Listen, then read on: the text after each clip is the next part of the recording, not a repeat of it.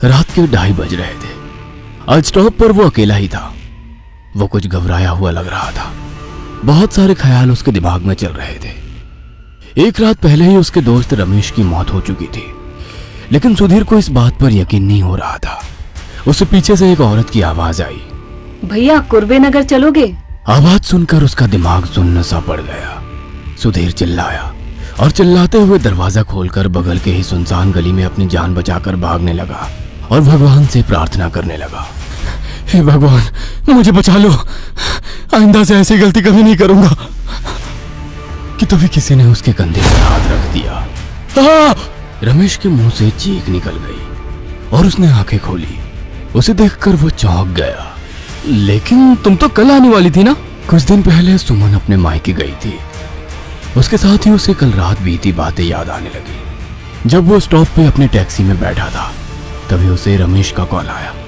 उसने जब कॉल उठाया तो रमेश डरा हुआ था। भाई मुझे बचा ले, वो वापस आ गई है। अरे कौन वापस आ गई है? कि खुद खुशी है। लेकिन सुधीर अकेला जानता था कि वो खुद खुशी नहीं है, किसी ने उसकी जान ली है।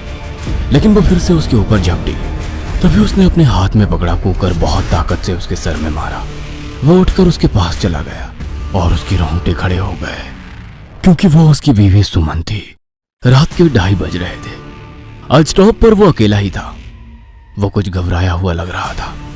बहुत सारे ख्याल उसके दिमाग में चल रहे थे। एक रात पहले ही उसके दोस्त रमेश की मौत हो चुकी थी, लेकिन सुधीर को इस बात पर यकीन नहीं हो रहा था। उसे पीछे से एक औरत की आवाज आई, भैया कुर्वे नगर चलोगे? आवाज सुनकर उसका दिमाग सुन्न सा पड़ गया।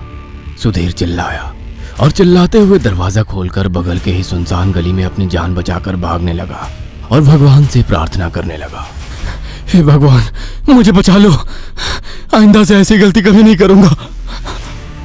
कि तभी किसी ने उसके कंधे पर हाथ रख दिया। रमेश के मुंह से चीख निकल गई और उसने आंखें खोली।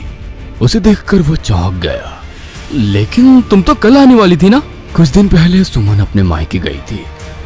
उसके साथ ही उसे कल रात बीती बातें याद आने लगी। जब वो स्टॉप पे अपनी टैक्सी में बैठा था, तभी उसे रमेश का कॉल आया। उसने जब कॉल उठाया तो रमेश डरा हुआ था।